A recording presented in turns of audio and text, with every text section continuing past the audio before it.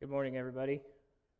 Thank you for coming to my presentation. There's actually a lot more of you out there than I was anticipating, so I will admit I am a tad bit nervous. My name is Chase Palmer. I am a security engineer for Lucid Software. So just want to introduce myself a little bit and tell you a little bit about who I am.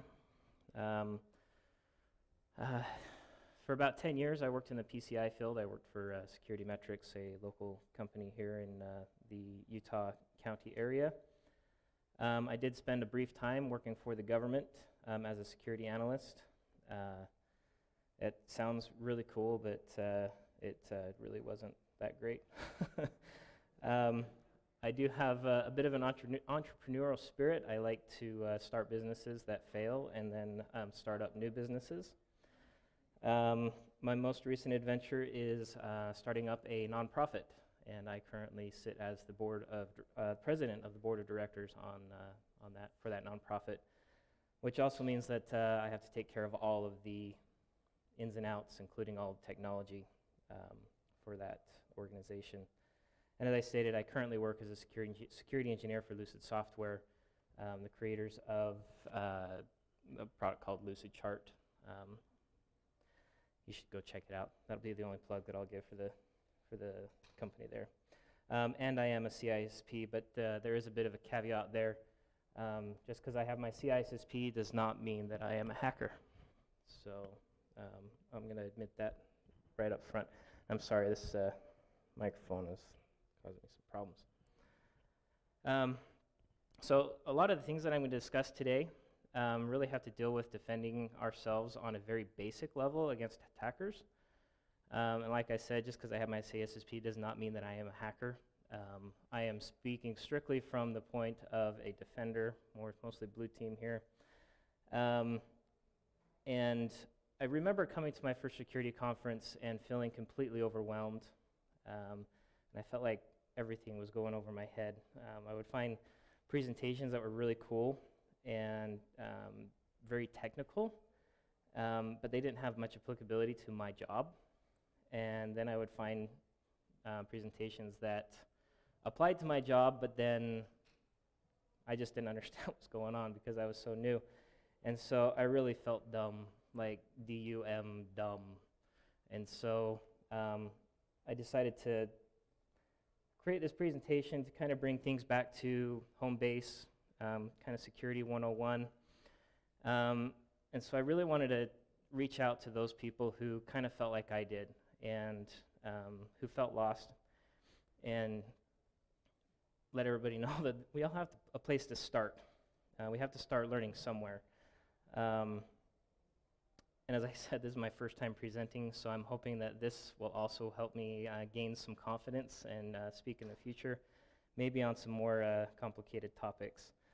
But primarily, I think sometimes we get caught up in all of the great and awesome things that we hear about at these conferences.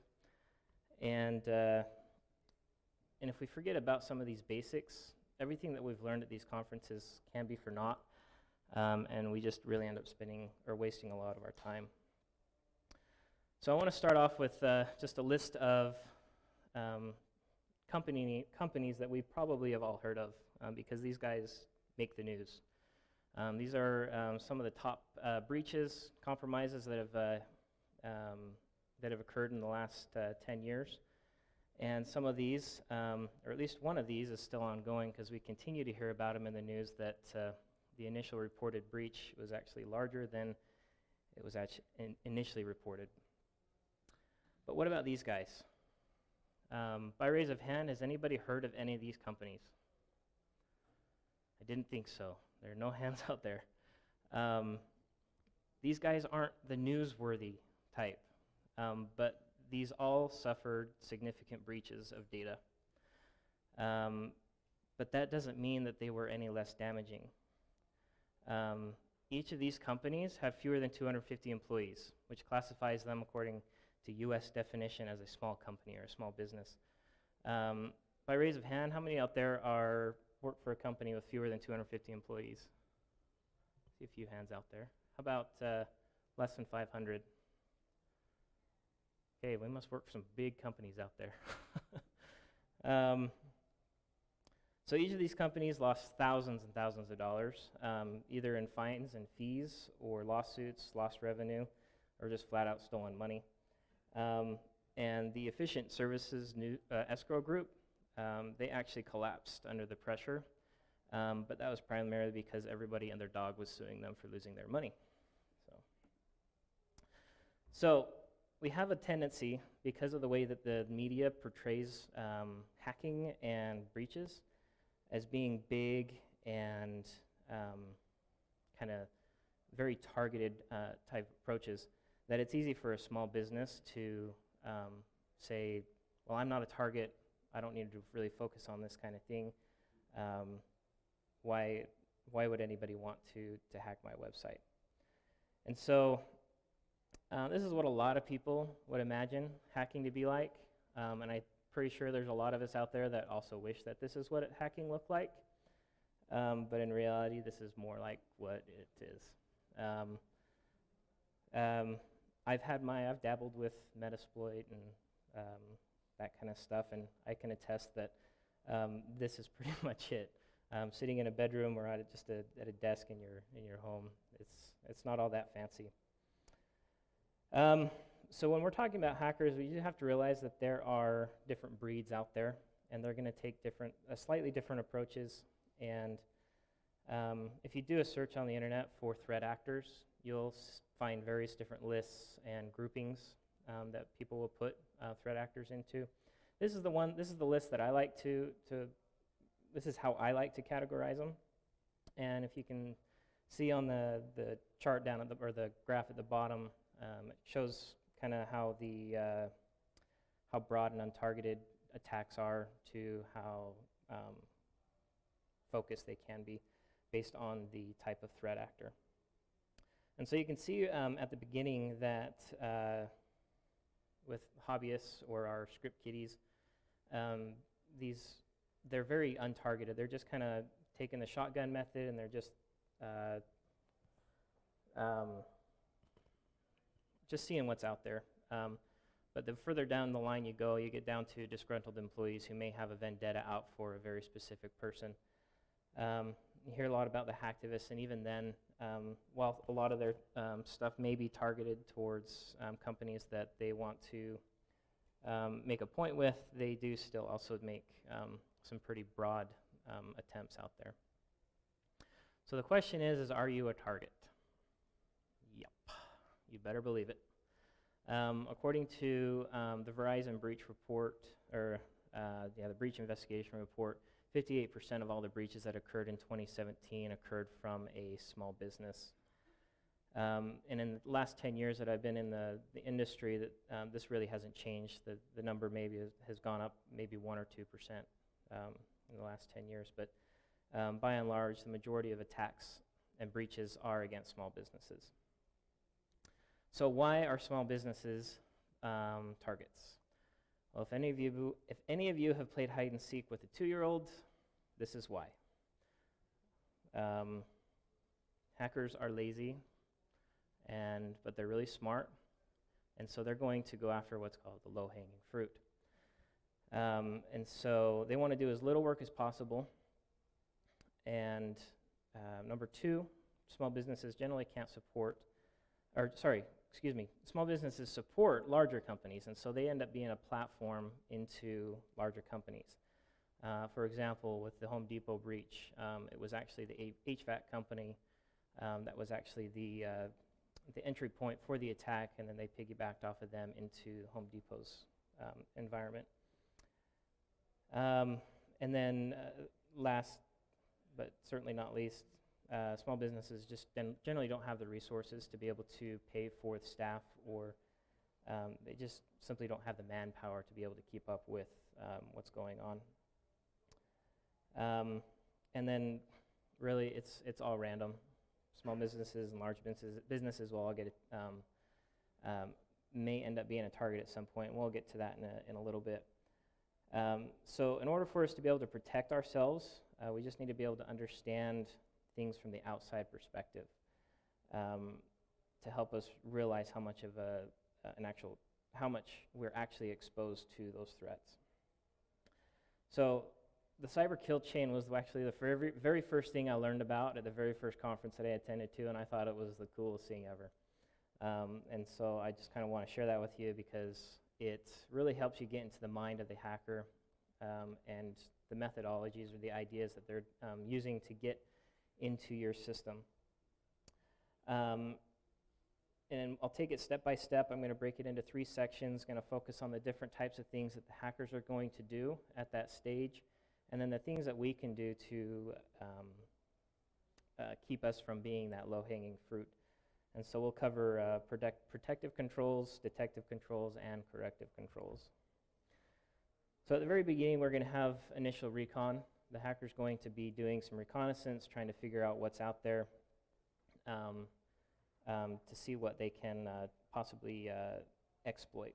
And so they're going to run things such as port scans and vulnerability scans, and at some point, if they feel that they need to, they will go and actually do some manual testing, your website testing for stuff like cross-site scripting and session management. So if any of you have ever checked out your firewall logs, you will notice that this happens all the time. It doesn't matter who you are. Just because you're getting a port scan doesn't mean that you are a target. It just means that the hacker has decided to scan an IP range that includes your IP. If you're getting hit with a vulnerability scan, there's a good chance that a port scan has discovered something that the hacker is interested in, and they're going to check to see if that could possibly be exploited. And at that point, you may have become a target. So what can we do to stop them at this point? This is actually the best place to stop attackers, since they actually haven't gotten into your network yet. So the attackers are just sniffing around to see what's out there, and so the idea is to make yourself as small of a target as possible. And so practices such as closing unused ports and filtering traffic, filtering your traffic with firewall rules, training your training your staff for security awareness, and robust password policies. And then my favorite is actually to perform your own vulnerability scans. The vulnerability scans will help you see what the attacker's going to see, hopefully before they do. And then other things such as risk assessment, so you can determine where you want to put your effort and your focus on protecting. I don't think we all need to protect our cat pictures that are stored on our hard drives, but some people think so. So the second part of the kill chain, the hackers have gotten in, and they found a vulnerability and they've exploited it. At this point, they have some access to your network and to your environment, and they're going to want to try to stay in there. So they're going to install stuff such as backdoors to be able to get in, even if you've changed stuff on your network. They're going to try to find other computers on your network, so they're going to do some additional reconnaissance to see if there's any web servers or databases or things like that. And then they're going to try to escalate their privilege. They're trying to get into root, they're trying to get to admin, or even to system. This part of the kill chain can take some time, and so if you have the proper measures in place, you can really slow down an attacker at this point, or even stop them before too much damage is done. So when you have the proper detective controls in place, it should notify you when some unauthorized or malicious activity is occurring so that you can take action. So some of those activities may be trying to access or copy the Etsy shadow file, or trying to access your web root, or database commands being executed from an unprivileged user or an unauthorized account, or even as much as applications being installed.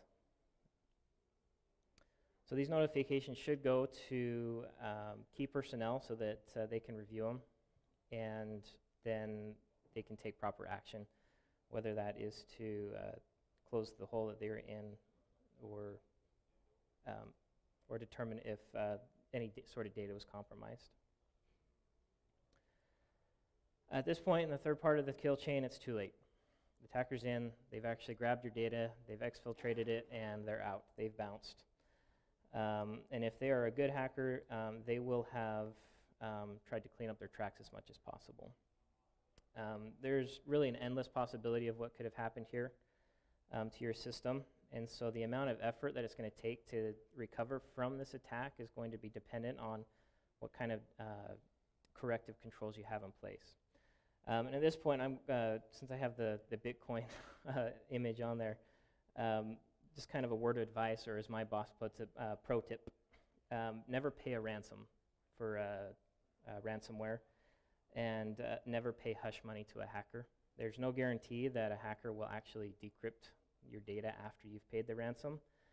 And if you've read the news, Uber has decided to pay out $148 million in a settlement for paying hush money to a hacker to try to keep their breach from reaching the news, which it still reached the news, so oh well. And if you're really interested, you can go check out Reddit and find out about the guy who social engineered the hacker to actually give up the decryption key. That was a good read. That was fun. So some of the corrective controls that you can have in place are having your system and data backups, having server images, and having a disaster recovery plan. Backups are really going to be your best friend when it comes to be able to recover from lost data or corruption or ransomware. You just want to make sure that your backups are as frequent as the data as frequent as the data is changing. And so at Lucid, our data is changing by the minute, and so we have a recovery point of a couple minutes. Your data may not change very frequently. It could be hours or days, and so your backup strategy could be very different. But you just want to try to get your data back as close as possible to the time when before the breach, without losing as much data as possible. So I want to tell you guys a little bit of a story of when I ran into a hacker in real life. So what happens when you run into a hacker in the wild? Well, very much like most wildlife, don't panic. If you've prepared well enough, and you have a really good chance of surviving, and if you use your training and play your cards right, they will go away. So I run a WordPress site, and WordPress is a really effective platform for small businesses who may not have the developers to be able to develop a website. But WordPress has a lot of defaults, and so if it's misconfigured or if you don't do the proper things, there's a lot of exploits or a lot of vulnerabilities that can be exploited within WordPress. And one of those things is actually the login page. All WordPress sites come by default with your domain /wp-login.php. And so what I had noticed when I logged into my website and looked at my firewall was that I was getting a lot of attempts to access the wp-login.php page. And I was getting about 10 to 20 logins per second. And looking at those logs, I could see that they were using very common common usernames and a lot of other things. So I know they were doing a dictionary attack. But then you can also see that the target, or where the origination country of all of these attacks was very spread out. There was no pattern to it, and so I knew it was a botnet. And so I needed to do what I could in order to prevent this dictionary brute force attack from getting into our website. And so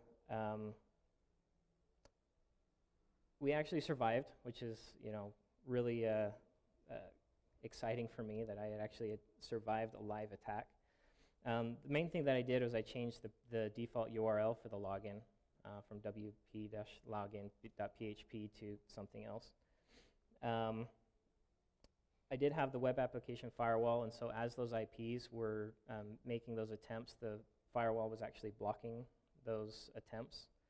As an added measure, I installed fail to ban on the host so that those IP addresses would continue to be blocked even after the firewall had unblocked them with the timeout.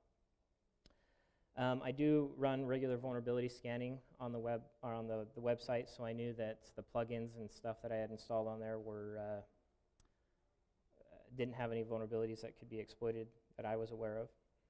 And I had a robust password policy so that that dictionary attack couldn't use common passwords and usernames to be able to get in. So at this point, just want to kind of run over a few things, kind of my speed round of, I believe it's 5 different items to be able to reduce your target. Number 1 is defense in depth. It's not so much. It's not good, and it's not good security practice to have just one security measure in place to try to protect data. You want to layer those protections, which is why it's called defense in depth. And so items such as multi-factor authentication, having a firewall in conjunction with a host firewall, or if we really want to get into the details here, having access to a corporate database is protected by access control on a separate subnet, access by a VPN, and also requiring MFA. So if one of these items fails, there's other protections in place in order to try to protect that data. On the other side of that spectrum, we have security through obscurity, and there's a bit of controversy whether or not security through obscurity is actually a security layer. Security through obscurity is basically thinking that you're going to be hiding something that the hacker's not going to be finding, even though it's kind of out in plain sight. The main example that's easy to really point out here is like hiding the key under the doormat. They're not going to know what's there. I'll know what's there. It's easy to get to. But things such as renaming files or folders to something that doesn't indicate what the contents are, or making a file accessible through URL, but that's not being published. So other examples is obscuring some of your code so that you can't see exactly what that code is doing. And so obscurity is a valid security layer, or at least I believe obscurity is a valid security layer, but it cannot be relied on by itself. It should be an item that is included in your defense in depth. Second item is security training. Your employees are going to be your number 1 weakness, and so you want to try to boost that, and you want to make sure that your employees are turned into your front line, your greatest asset to being able to protect your environment.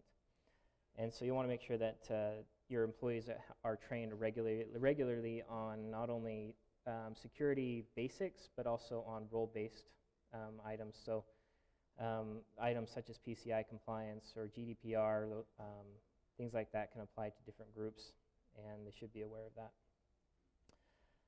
Firewall configurations.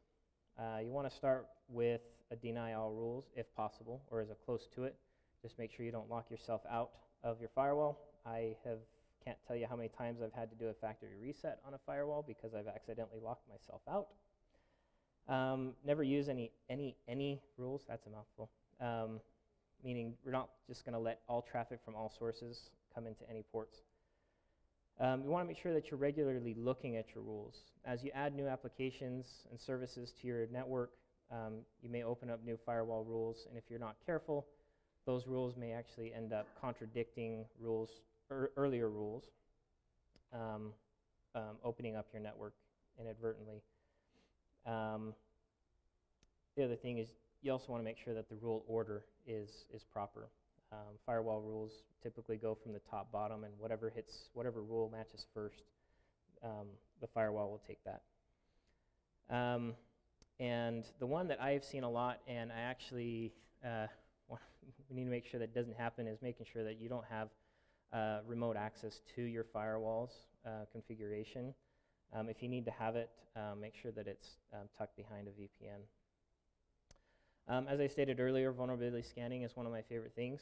So you want to learn what the hacker's going to be able to see before they do. You want to run both internal and external vulnerability scans. Because once the hacker's inside your network, they're also going to do additional recon. And so you want to see what other vulnerabilities are on in the internal side of your network. If you're developing applications, you want to run some dependency checks. We all use third-party libraries, and so you want to make sure that those open source third-party libraries don't have any vulnerabilities on them. And then you also want to take care of those highs and critical vulnerabilities ASAP. Those should be your highest priority. At Lucid, we use OpenVOS and the OWASP dependency checker for our internal scans and for our dependency checker. Externally, we use security metrics for our scans. And finally, we have our keeping our software up to date. We want to patch regularly. Patching will help plug those holes that software may have accidentally left open, or as new attacks start to become prevalent, we can stop those from happening. We don't want to use software that's no longer supported by the vendor. It's called sunsetting. We may have heard that with Windows XP and Windows Vista, but just as a heads up, Windows 7 will be sunsetted and no longer be supported, meaning that there's not going to be any more security patches for Windows 7 starting in January 2020. So you want to be prepared for that. I was trying to look for when Windows Server 2012 was actually going to be sunsetted, but I couldn't find a date that really meant anything. But probably one of the bigger things is using outdated software like Office. Office is littered with vulnerabilities. I think I get updates for Office maybe twice a week, and so using old outdated versions of Office will leave you vulnerable to malware type attacks. And then you also want to make sure that you want to keep track of the software that's being used in your environment. And now it's over. You guys made it through my presentation. So are there any questions out there for me? Great. Well, thank you.